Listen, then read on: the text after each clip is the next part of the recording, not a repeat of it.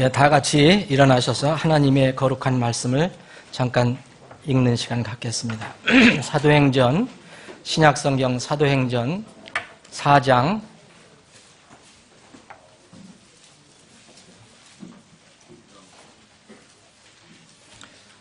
사도행전 4장 13절부터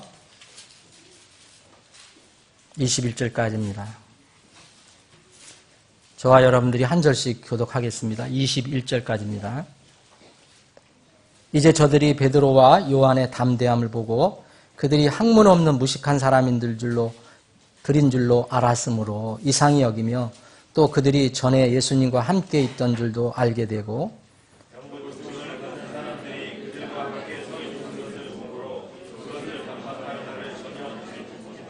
저들이 그들에게 공회 밖으로 나가 있으라고 명령하고 자기들끼리 의논하여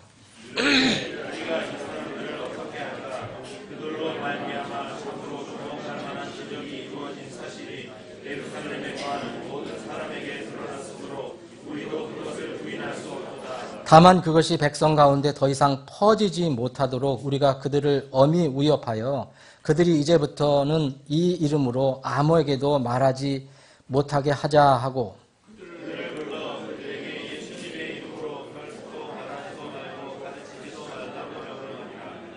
그러나 베드로와 요한이 그들에게 응답하여 이르되 하나님의 눈앞에서 너희 말을 듣는 것이 하나님의 말씀을 듣는 것보다 옳은지 너희가 판단하라.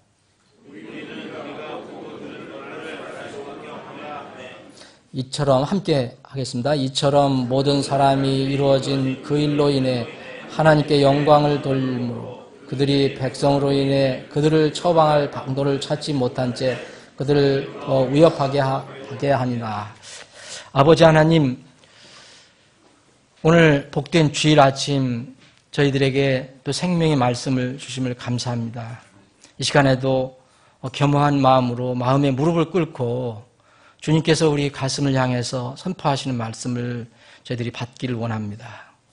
참으로 낮아진 상태에서 참으로 겸손한 마음으로 주님 말씀을 받기를 원합니다.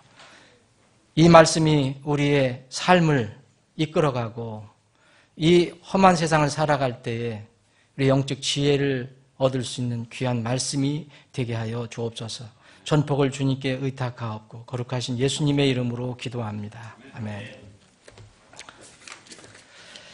제가 아까 광고를 잠깐 말씀 못 드렸는데 여행 중인 지금 가정들이 있어요. 이 강명은 형제 같은 경우는 지금 카자흐스탄에 선교 여행을 갔고요. 직장에서. 그리고 아마 어디 출장 간 분들, 여행 간 분들이 있는데, 여행 간 우리 가족들을 위해서도 계속 기도해 주시고요. 그리고 여러분들이 어떤 동정이 있으면 비밀이 아니면 목회자한테 연락을 해 주세요. 그래야 제가 기도를 합니다. 근데 전혀 모르고 있기 때문에 무엇을 하는지, 어디를 갔는지 모르면, 제가 다른 기도를 할 수가 있어요. 잘못된 기도를 할 수가 있어요. 그러니까, 웬만하면 비밀이 아니면, 비밀인 건 저한테 안 알려줘도 되고, 비밀이 아닌 거는 다 알려주세요. 웬만하면. 제가 여러분들 어디 가는데 일부러 막질 못하잖아요. 최소한도, 이렇게 주의를 비게 되면 가급적인 주의를 안 비는 게 좋습니다. 그 공간은 반드시 다른 것으로 채워지게 돼 있어요. 여러분들에게 좋지 않은 것으로 다 채워지게 돼 있어요. 예배당에 주일날 와서 말씀 안 들으면 그 시간에 여러분들이 말씀을 듣거나 혹은 기도를 하거나 여러분들이 성경을 읽습니까? 그런 분은 거의 없을 것으로 생각해요. 다 육신의 것으로 채워지게 되어 있어요. 그러니까 최소한도 여러분들이 움직이실 때는 꼭 알려주시면 교회에서 같이 기도할 수 있습니다. 제가 갑작스럽게 몸살이 나갔고 목요일 출근을 못했어요. 제가 거의 몸이 이렇게 아파서 출근 못하는 경우는 거의 없는데 제가 직장 다닐 때도 거의 기억이 없어요. 이렇게 웬만하면 나가요. 그냥 아파도. 근데 이번에는 무리하면 안 되겠다. 그래서 목요일 출근을 못했는데 금요일 오후에 겨우 출근을 해서 이제 주일을 준비했습니다. 이번 기회에 또 건강과 섬김에 대해서 많이 생각을 또 하는 시간이 됐어요. 요사이 그 미디어에 보면 건강 프로그램이 굉장히 많이 나와요. 여러분들 잘 아시죠? 신문, 방송 많이 나와요. 건강이 왜 필요하겠어요? 세상 사람들은 삶의 질이 필요하다. 오래 살면 뭐하냐? 골골골 앓다가 그 오래 살면 뭐하냐? 그래도 건강히 살아야지. 그래서 삶의 질을 얘기해요. 근데 여러분들과 저 그리스도인들도 여전히 건강이 필요합니다. 우리는 영적으로 구원을 받았어요. 우리 영혼이 구원을 받았어요. 그런데 우리는 여전히 육체의 건강이 필요해요. 왜 필요합니까? 이 땅에서 주님께서 우리에게 맡겨주신 일을 하는데 꼭 필요하기 때문에 그래요. 섬기기 위해서 필요합니다. 우리가 건강하고 체력이 있으면 좋은 데 다니면서 놀고 먹고 하기 위해서 건강이 필요한 게 아니에요. 물론 우리가 휴식도 필요하죠. 근데 하나님께서 우리의 건강 주시는 것은 뭔가 가치 있는 의미 있는 일을 하는데 쓰임받기를 원하시죠. 그래서 우리는 건강을 위해서도 기도할 필요가 있습니다. 건강과 체력을 주십사 하고 기도할 필요가 있습니다. 이 건강에 관해서 사람들이 관심이 많으니까 제가 어떤 데 그것을 들어봐요. 들어보면 유명한 건강에 관해서 이 좋은 음식이 있다, 이 좋은 방법이 있다, 운동이 있다 얘기하는 분들 들어보면요. 대략 이런 거 같아요. 여러분들이 지금 살고 있는 삶의 방식을 바꿔라. 먹거리나 생활 방식을 바꾸라. 그럼 건강을 얻을 수 있다. 또 좋은 음식을 먹고 운동하라. 이게 대부분이에요. 다 집약을 해보면. 특별한 어떤 음식, 특별한 약, 특별한 운동 이런 것은 이렇게 좀 다르더라도 먹거리와 생활 방식을 바꾸면 된다라는 것이 이 건강을 위한 처방이에요. 이런 처방이 내려질 때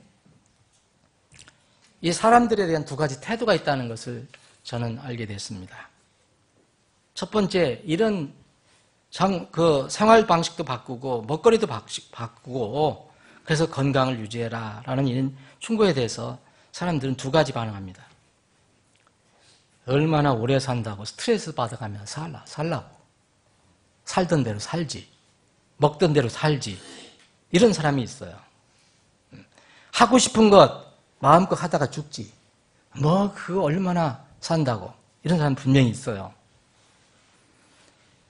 이것저것 신경 쓰면서 가리고 살 필요가 뭐 있냐. 이제껏 살던 대로 난 살아가겠다. 어떤 심한 사람이 이런 얘기를 하더라고요. 그래, 삶의 방식 바꿔보고 먹거리 바꿔보고 베갯잇에 똥칠하기까지 오래 살아라. 이런 사람이 있어요.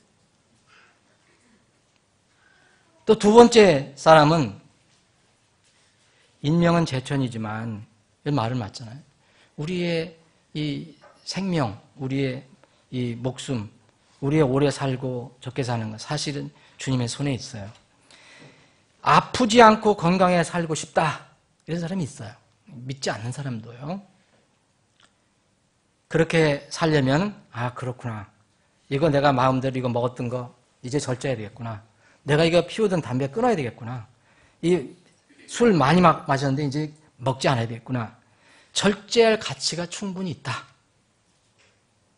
이렇게 반응을 보이는 사람이 있어요. 이 전자는 자유롭게 살고 싶다는 태도예요. 뭘 자유롭게 살지, 뭘 그런 거 일일이 다 신경 쓰며 제약받으며 사냐. 후자는 그래도 삶의 질을 위해서는 때로 나에게 주어진 자유를 좀 절제할 필요가 있겠다 하는 태도예요. 두 태도 중에서 세상 사람이 갖는 태도 중에서 실제로 어느 것이 더 수명에 그리고 건강에 좋은 것인지 어떤 갑론을박이 있어요. 그런데 여기서 그리스도인들이 추출해내야 할 영적 교훈이 있어요. 분명히 성경 말씀을 읽어보면 분명히 있어요.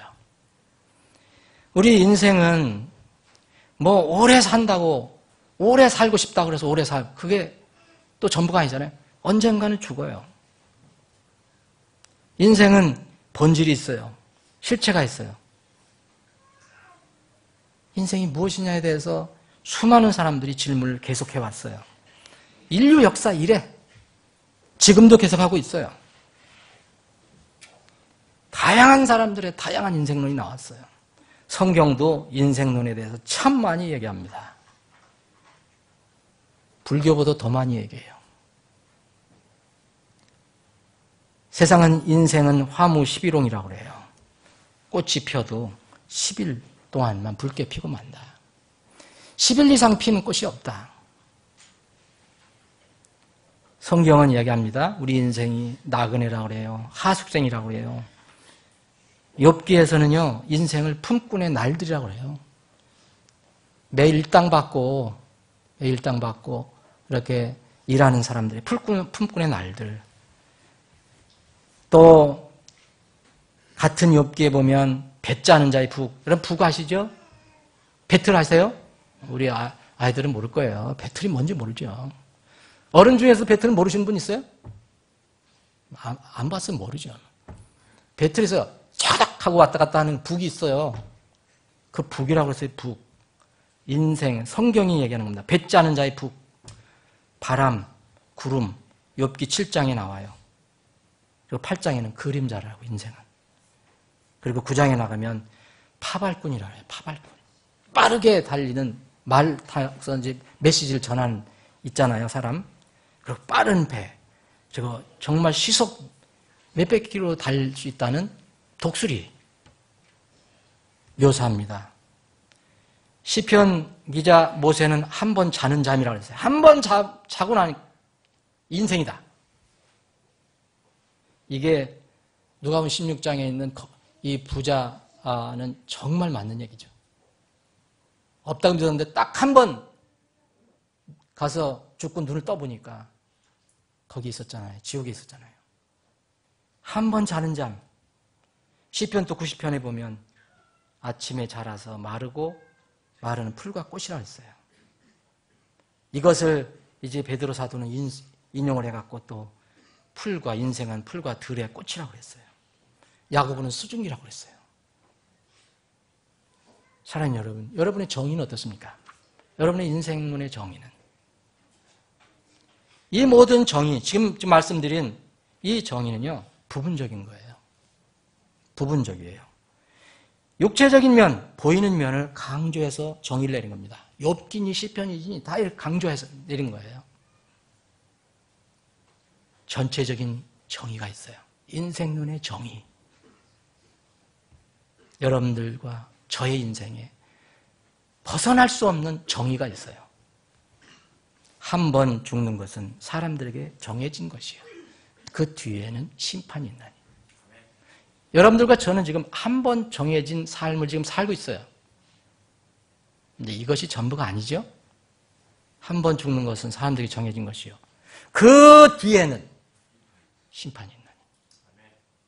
여러분, 육체의 죽음을 경계로 이 세상과 이 세상이 있다는 거예요. 이게 인생이에요. 이게 인생론이에요. 성경을 떠나서는 인생론이 정리가 안 돼요. 제 아무리 대단한 사람이라도 인생에 대해서 고민하고 애쓰고 연구해봐도 다 육체적인 부분만 생각을 해요. 왜냐하면 죽고 난 뒤에 모르니까 상상만 하는 거예요. 성경은 분명히 얘기해요. 죽은 뒤에 심판이 있다. 이것을 저는 양면 인생, 제 용어로는 겹인생이라고 하겠습니다.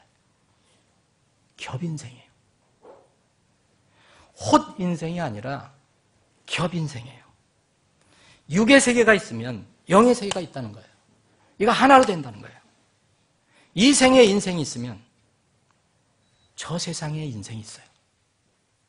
이 인생이라는 게 사람의 삶인데 저 세상에 가서 동물이 사는 게 아니에요. 우리가 죽어도. 그것도 인생이에요.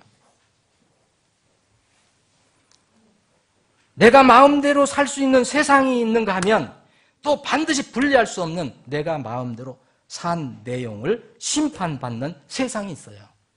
내가 마음대로 살 수 없는 세상이 와요. 심판이 없는, 지금 심판이 유보된 세상에 살고 있어요, 우리는.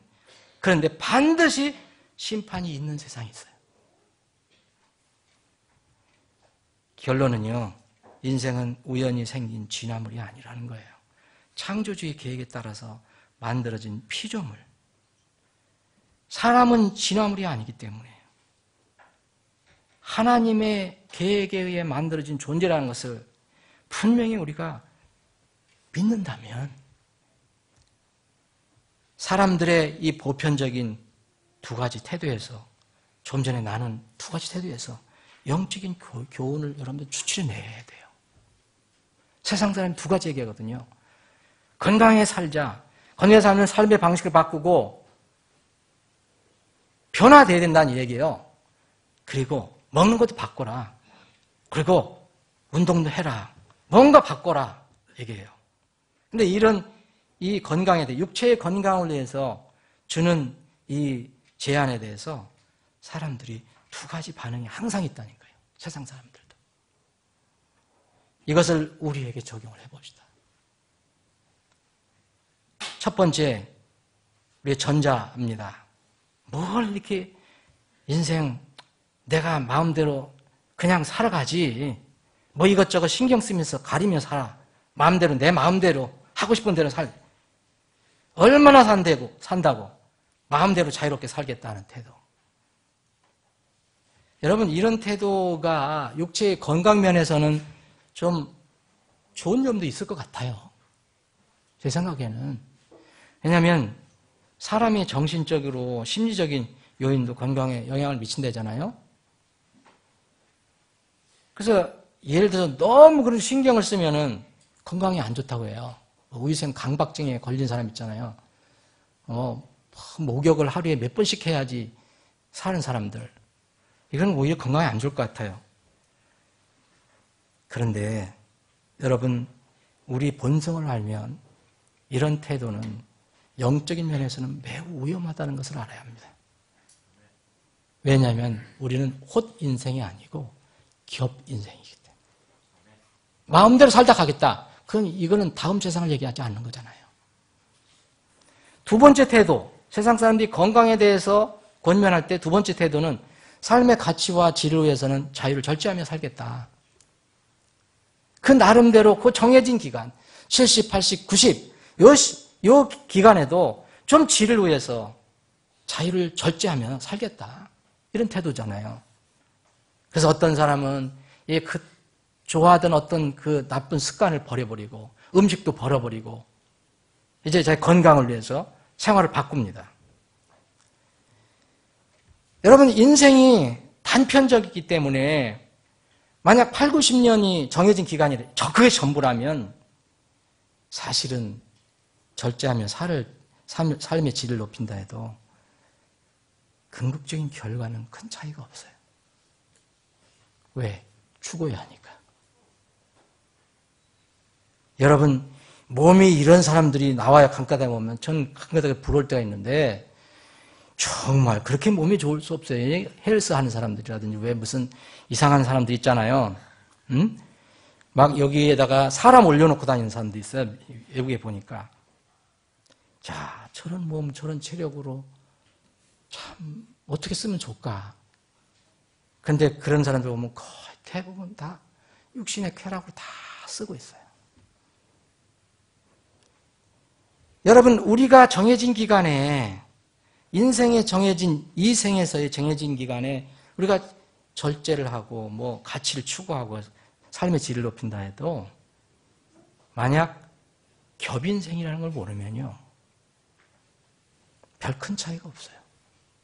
차이가 있다면 이걸 거예요. 무덤의 인생이 끝이라고 믿는 사람들에게는 묘지 앞에 세우는 묘비명인 차이밖에 없어요. 한 사람은 골골골 하다가 갔습니다. 또 한 사람, 이 사람은 늙어 죽을 때까지 참 혈기가 왕성하고 죽을 때까지 원기가 사라지지 않았습니다. 이런 묘비명밖에 없을 거예요. 차이는 똑같아요. 이 결과는 똑같아요. 그런데 겹인생이라면, 만약 겹인생이라면 치명적으로 중요한 의미를 내포하고 있어요. 이 생의 삶이 끝나면 연속적으로 또 다른 세상이 시작되는 것이 사실이라면, 이러한 태도, 삶의 가치와 질을 위해서는 자유를 절제하며 살겠다, 이런 태도는 정말 유익한 태도입니다. 가치 있는 태도예요.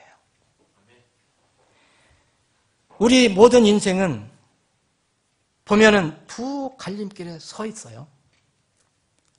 오늘 제목은 인생의 두 갈림길에 서예요. 인생은 에덴 동산에서부터 두 길이 있었습니다.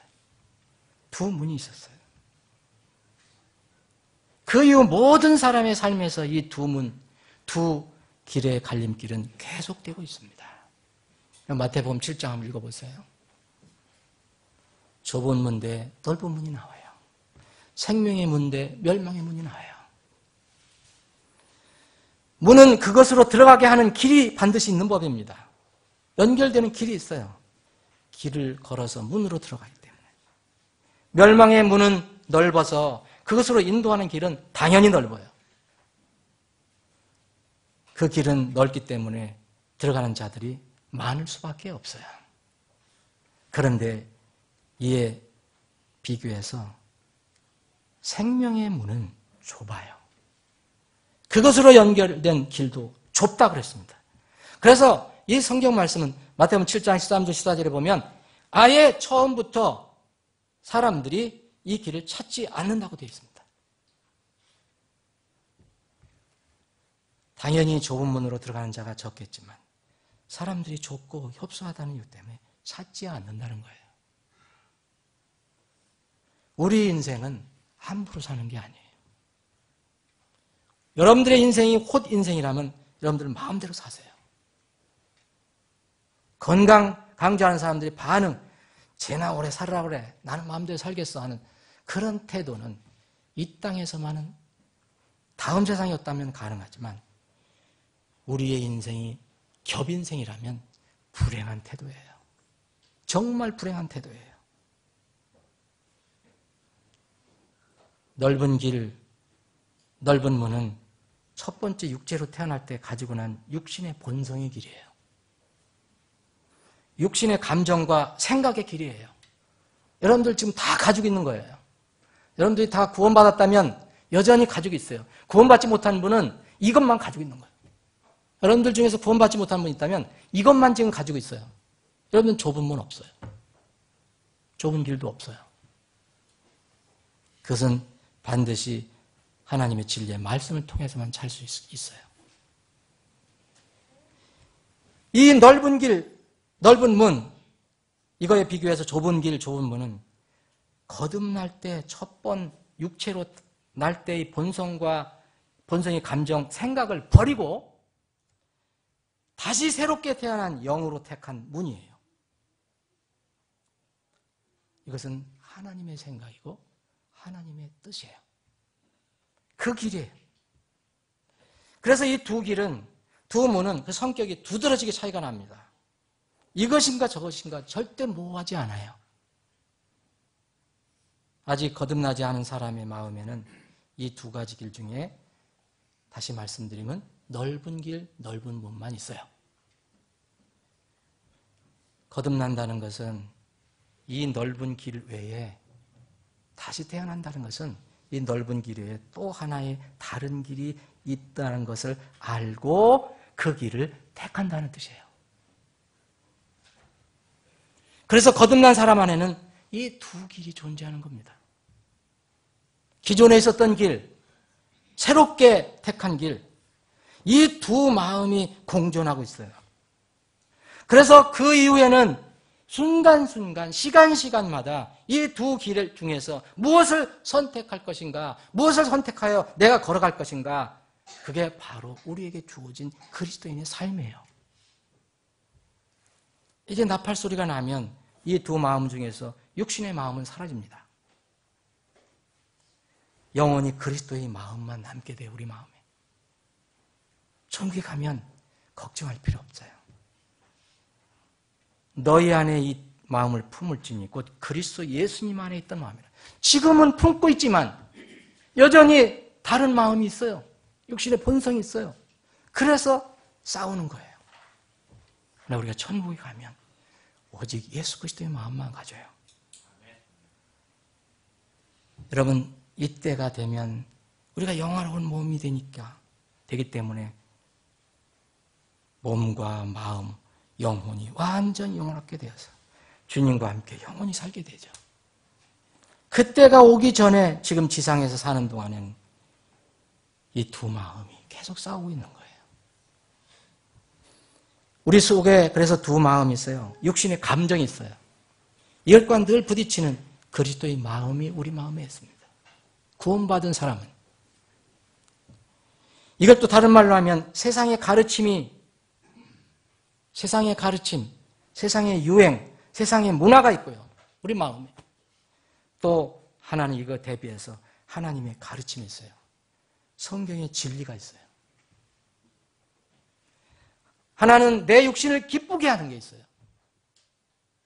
대비하면 또 하나는 나를 지으신, 나를 구원해 주신 하나님을 기쁘게 하는 마음이 있어요.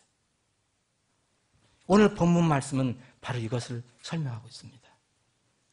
여기 사도행전 4장은 여러분 잘 아시는 내용이잖아요.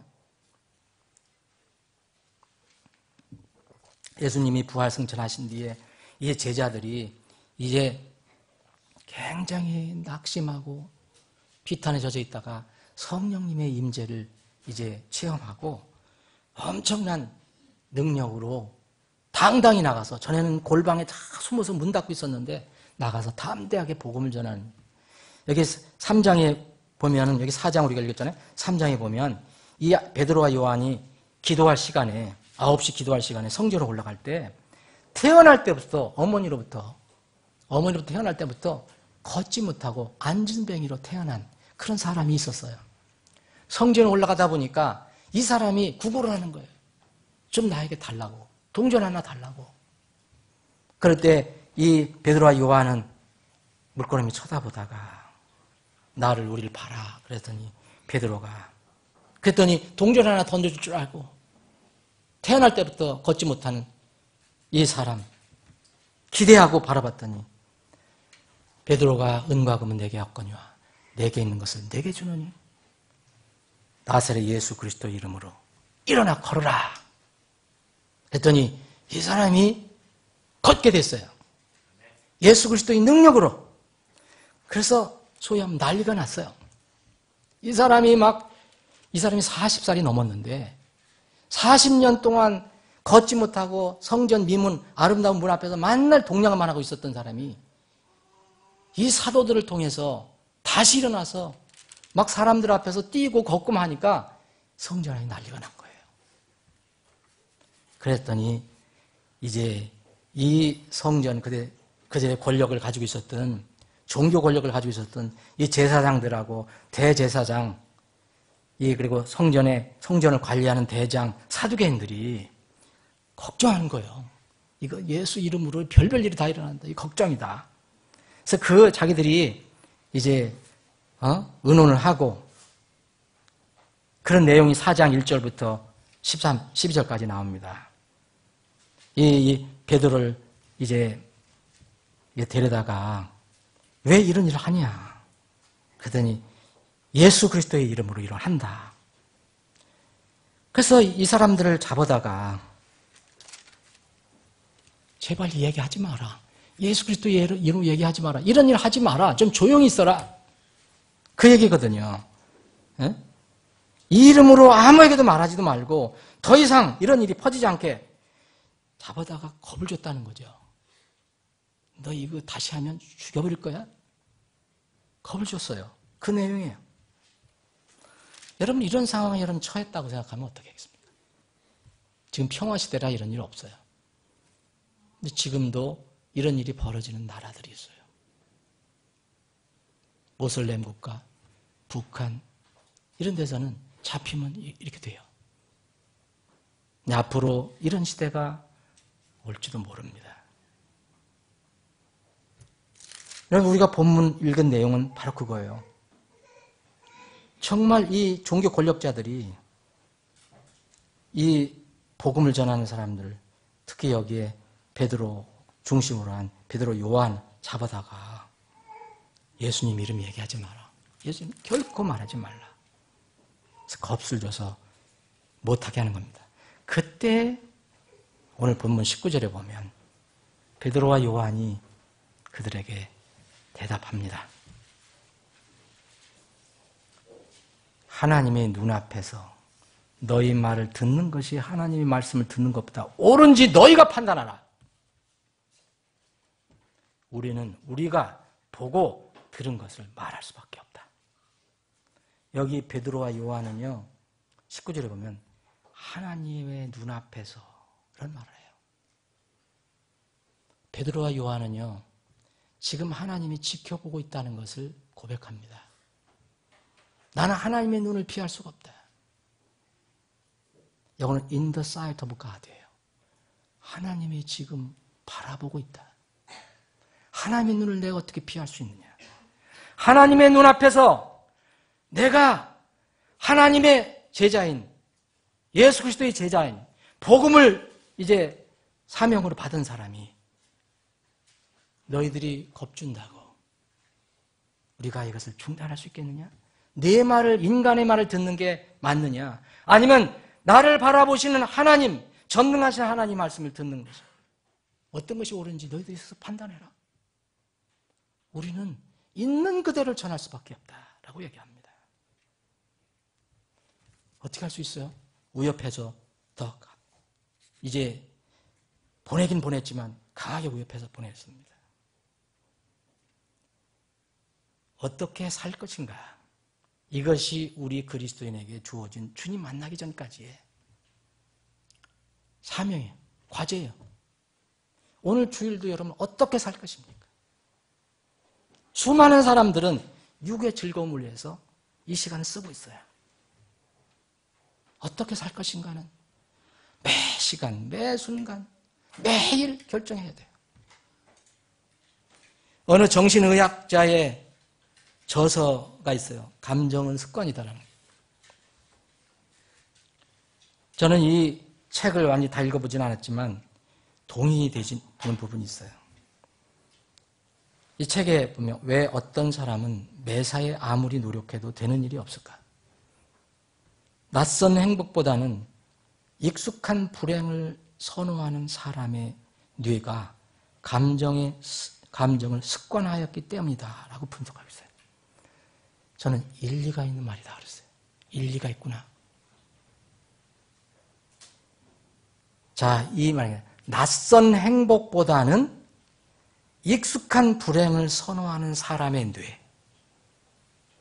저는 이것을 마음으로 보는데 우리 마음의 본성이 뭐냐면 우리는요 낯선 행복보다는 익숙한 불행, 그러니까 낯선 정의, 선함, 진리보다는 익숙한 비진리, 익숙한 나쁜 것 이런 것에 더 선호하는 마음이 있다는 거예요. 이 정신의학자니까 뇌를 가지고 얘기했지만 저는 이것을 보고 참 맞는 말이다 생각을 해봤습니다. 이것은 뭐냐면 사람은 육신의 느낌, 본성이 인도하는 대로 살아가려고 하는 성질이 있어요. 여러분들 다 가지고 있고 저도 가지고 있어요. 그러나 성경은 육신의 감정대로 사는 것은 매우 위험하다고 말합니다. 우리의 본성, 모든 감정과 생각에 자유를 주지 말고 쳐서 복종시킬 것을 명령하겠습니다. 고린도전서 9장 25절 27절 읽어보세요. 너희 육신을 쳐서 복종시키라. 하나님의 뜻과 사람의 뜻은 절대 일치하지 않습니다. 충돌합니다. 하나님께서는 사람의 육신의 감정, 생각은 악하다고 선언하셨어요. 창세기 6장, 이거는 요새 얘기가 아니에요. 사람이 죄가 들어온 뒤에 벌써 주님께서 선언하신 거예요. 창세기 6장 5절 보면 하나님께서 사람의 사악함이 땅에서 커지고 그의 마음에서 생각하여 상상하는 모든 것이 항상 악할 뿐임을 보시고, 예레미야 기자는, 예레미야 대언자는 이스라엘의 완악함 때문에 많이 울었죠. 예레미야 17장 9절에 보면 마음은 모든 것보다 거짓되니. 여러분, 우리의 마음은 모든 것보다 거짓됩니다. 또 극도로 사악하니 누가 이것을 알 수 있으리요. 로마서에서도 바울 사도는 우리 마음이 얼마나 더러운가를 얘기해 줍니다. 로마서 1장 읽어보십시오. 그런데 마귀는, 세상은 우리에겐 늘 항상 우리 귀에 아니야, 내 감정, 내 생각, 내 상상, 그거 좋은 거야, 그거 능력 있어, 그거 가치 있는 것이야 라고 계속 속삭여줍니다. 우리의 육신 곧 겉사람 안에 하나님의 거룩한 영이 내주하시면 죽었던 속사람이 생명을 받고 살아나는 겁니다. 여러분들이 그걸 경험했을 겁니다. 거듭난 사람은. 이제 속사람이 생겼어요. 이 속사람은 육신의 능력이 있는 것이 아니고 하나님으로부터 능력이 온다는 것을 알고 있습니다. 이 우리의 속사람은. 고린도 후서 3장 5절입니다. 우리는 어떤 일이 우리 자신에게서 난 것으로 생각할 만큼 능력이 있지 아니하며 오직 우리의 능력은 하나님에게서 나느니라. 4장 7절 고린도후서, 그러나 우리가 이 보배를 질그릇 안에 가졌나니 이것은 뛰어난 권능이 하나님에게서 나며 우리에게서 나지 아니하게 하려 함이라. 그런데 마귀는 거꾸로 가르쳐주고 있어요. 거꾸로.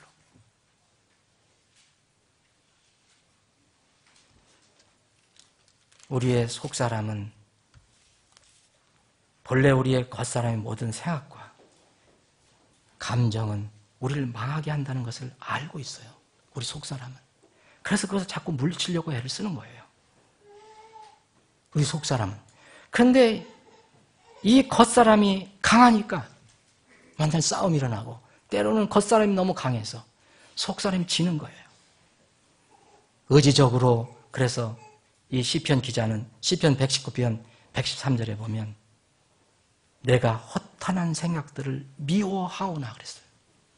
내가 늘 생각하는 이 허탄한 생각, 나 미워한다. 대신 주의 법, 주의 말씀은 사랑하나이다. 이렇게 고백합니다.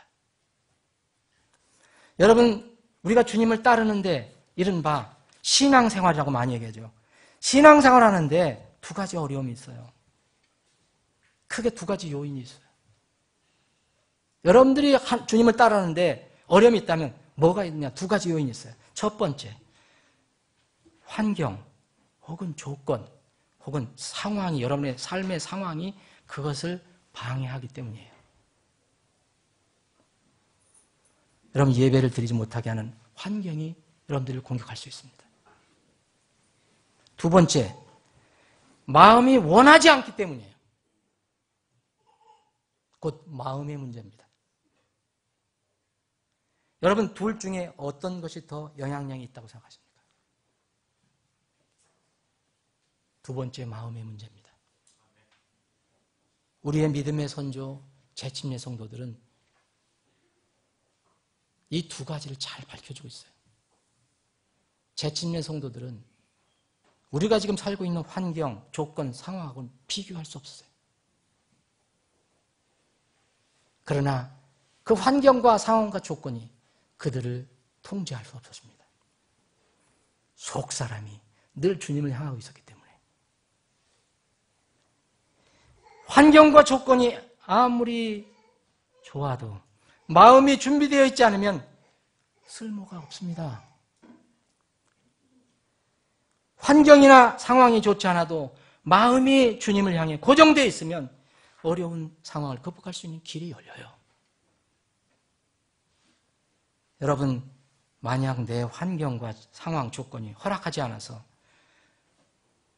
부득이하게 정말 섬기지 못하거나 예배를 드리지 못한다면 마음이 평안하지 않아요. 저는 이 감사한 것이 그래도 가만히 돌아보니까 제가 아파서 예배를 걸은 적은 없었어요. 내가 아파서 주일을 걸은 적은 없었어요. 얼마나 감사한 일이에요. 아파서 움직임 못해서 주일 예배를 거르는 사람들 있잖아요. 돌아보면 그게 얼마나 감사한지 몰라요. 또 제가 목회를 해서 그런지 꼭 아프게 하시면 월요일날 아팠다가 수요일 아침에 깨어나게 하시고 목요일날 아파서 토요일날까지만 아프게 하세요. 주일날은 살아나와요. 아파서 그냥 누워있은 적은 없어요. 주일날. 참 감사해요. 그냥 만약 아파서 누워서 예배를 드리지 못한다면 하나님 이런 상황이 벌어지지 않도록 해달라고 기도를 했을 거예요.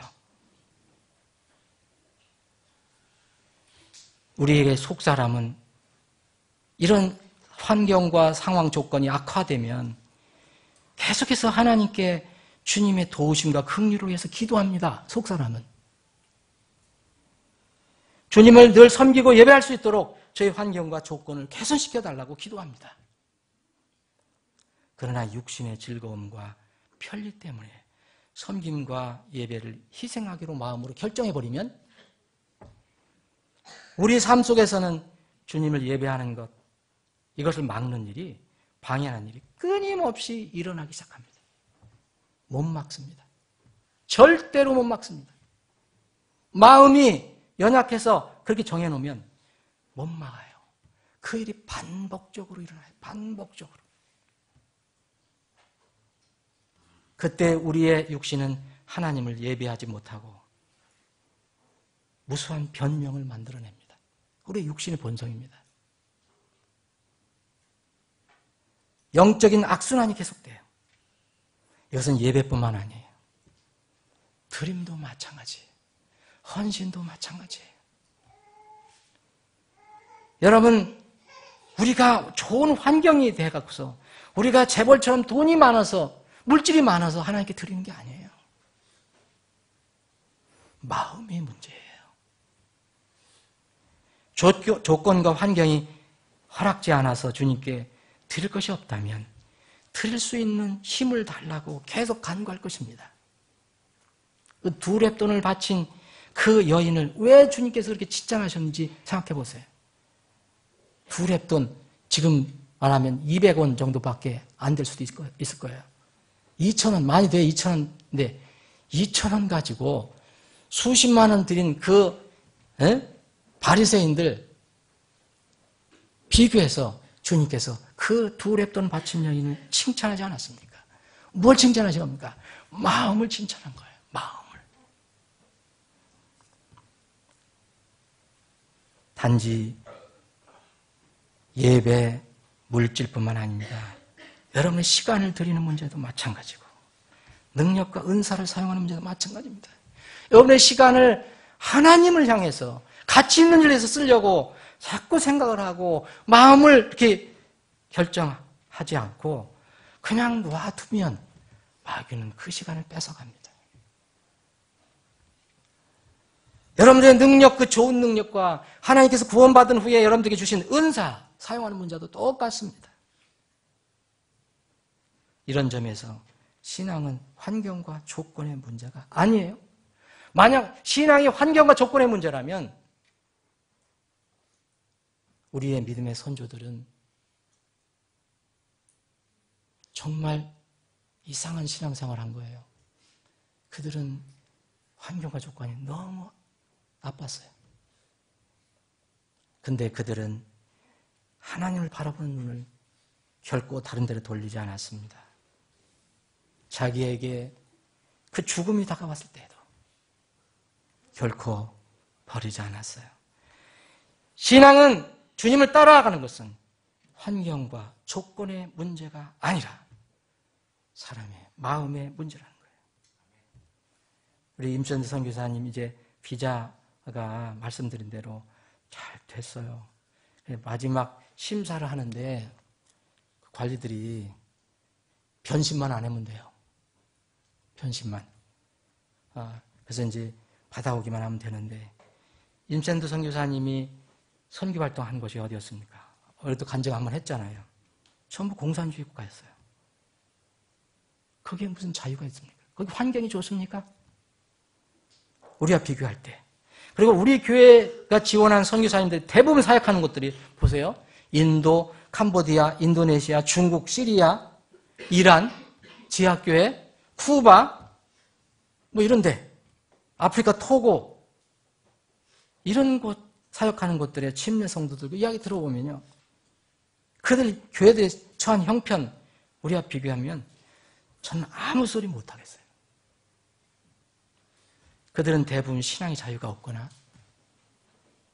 아니면 있더라도 타종으로부터 심하게 핍박을 받아요. 자유롭게 모이지도 못하고 자유롭게 찬양하지도 못해요.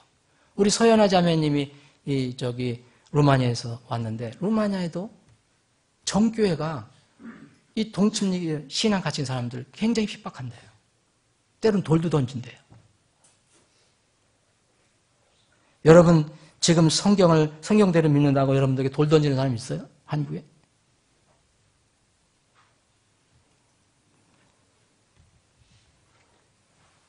그것은 대부분의 신앙의 자유가 없고 핍박을 받지만 자유롭게 모이지도 못하고 자유롭게 찬양하지도 못하고 자유롭게 예배를 드리지 못하지만 어떤 곳에서는 아프리카 토고, 이 인도, 이 산지 이런 곳에서는 몇 시간씩 걸어서 예배에 참석한대요.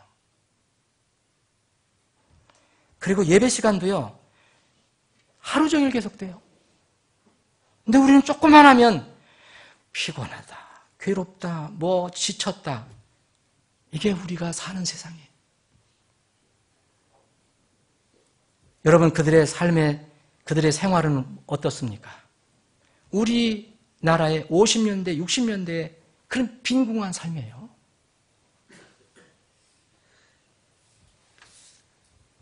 일 년에 2번 목욕하지도 못하는 그런 먹는 것도 시원찮고 이런 선교사님들이 선교 소식을 보내오는데 보면 참 그들의 신실함과 열심은 우리와 비교할 수 없어요. 신앙은 환경과 조건의 문제가 아닙니다. 신앙은 마음의 문제입니다.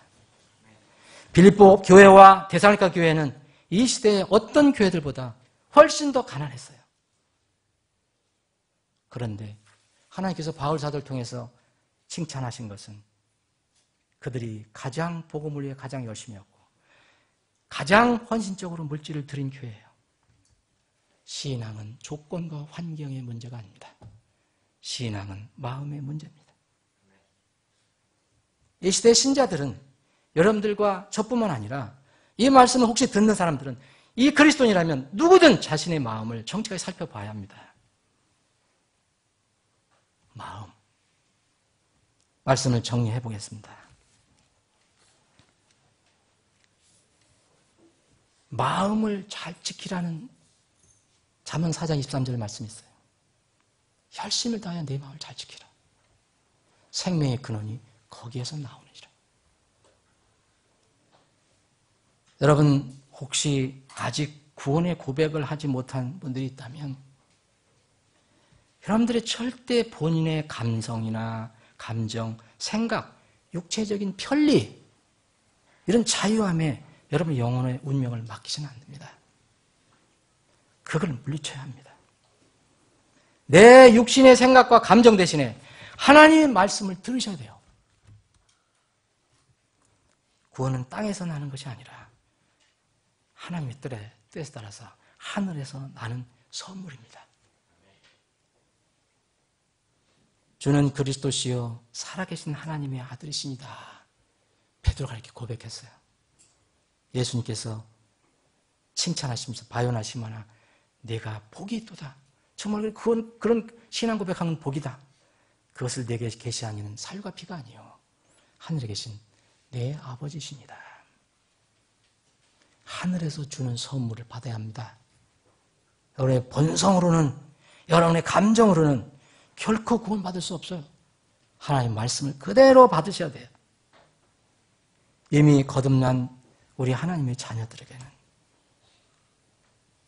영화로운 몸으로 우리가 변화되기 전까지는 우리 그리스도인들 안에는 여전히 두 마음이 있다는 것을 결코 잊지 말아야 합니다. 두 마음이 있다. 여러분은 하나님 아버지를 어떻게 기쁘게 할 수 있는지 한번 생각해 보시기 바랍니다. 세상과 마귀는 이미 구원받은 우리의 영혼을 손을 댈 수는 없어요. 그렇지만 우리의 본성을 얼마든지 부추길 수 있습니다.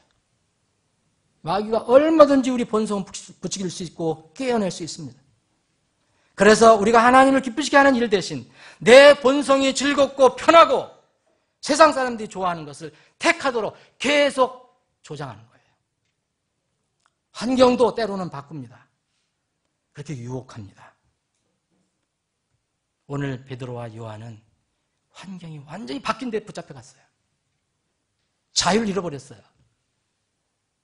그럼에도 불구하고 절대 예수님의 이름으로 결코 말하지도 말고 가르치지도 말라고 위협하며 명령했습니다. 환경이 바뀌었어요. 조건이 바뀌었어요. 마음이 바뀔 수도 있어요. 대부분의 사람들이 마음이 바뀝니다.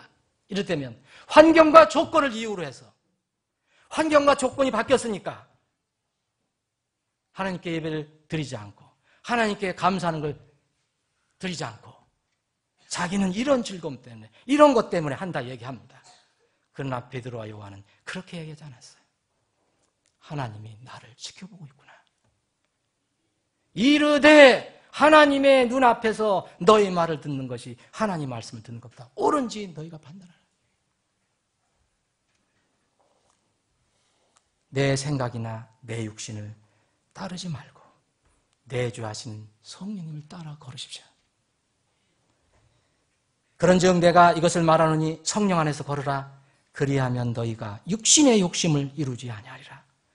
육신은 성령을 대적하여 욕심을 부리고 성령은 육신을 대적하나니 이 둘이 서로 반대가 되므로 너희가 원하는 것들을 능히 하지 못하느니라. 사랑하는 여러분, 우리 앞에는 두 갈림길이 늘 있습니다. 항상 우리 앞에는 두 갈림길이 있어요. 넓은 세상의 길과 좁은 천국의 길이 있어요. 세상 본성의 길과 속사람 주님을 닮는 예수 그리스도의 마음의 길이 있어요. 여러분과 저는 세상의 말을 들을 것인가? 하나님의 말씀을 들으실 것인가?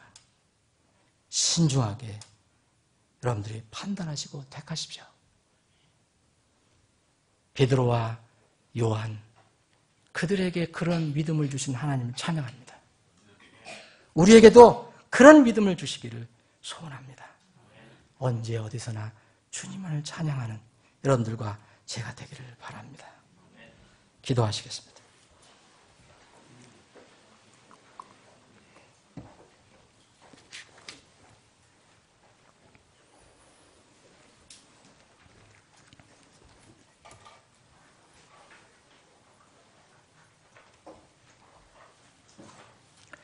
잠깐 기도하는 시간 갖겠습니다. 우둔한 사람의 입술로 전한 말씀이지만 이것이 성경 말씀에서 나온 것이라면 여러분들이 마음속에, 마음의 밭에 잘 심으시기를 저는 소망합니다. 이 말씀이 여러분들이 세상을 살아갈 때에 늘 힘이 되고 지혜가 되기를 원합니다. 사도들을 끌어다가 공회 앞에 세우니 대제사장이 그들에게 물어 이르되 너희가 이 이름으로 가르치지 말라고 우리가 너희에게 엄히 명령하지 아니었느냐? 이에 베드로와 다른 사도들이 응답하여 이르되 우리가 사람보다 하나님께 순종하는 것이 마땅하니라. 이 고백이 여러분들과 저의 고백이 되기를 원합니다. 환경과 조건을 치지 않고 우리 마음이 늘 주님을 향해 있으면 주님이 우리를 도우실 것입니다. 아버지 하나님, 오늘도 생명의 말씀을 주심을 감사합니다. 우리는 말씀이 없으면 결코 이 험하고 어지러운 세상에서 살아갈 수가 없습니다. 우리에게 이 말씀을 통해서 이 우리가 걸어가는 길을 비춰주심을 참으로 감사합니다. 이 말씀을 붙들고 저희들이 세상에서 승리하게 하여 주옵소서. 세상은 점점 우리의 환경과 조건을 악화시켜 나가고 있습니다. 우리가 주님을 경배하고 예배하는 것을 방해하고 있습니다. 복음을 전하는 일을 계속 방해하고 있습니다. 우리 육신을 부추기고 우리 본성을 부추기고 하나님을 작은 보잘것없는 하나님으로 세상은 그렇게 꾸며놓고 있습니다. 우리 마음이, 우리 본성이 그것을 추구해 가고 있습니다. 우리 마음이 깨어 일어나게 하여 주옵소서. 우리 교회가 깨어서 주님을 따르고 주님을 찬양하고 경배하고 주님께서 우리에게 주신 복음의 진리를 널리 열심히 전하는, 선포하는 교회가 되게 하여 주시옵소서. 거룩하신 예수님의 이름으로 기도합니다.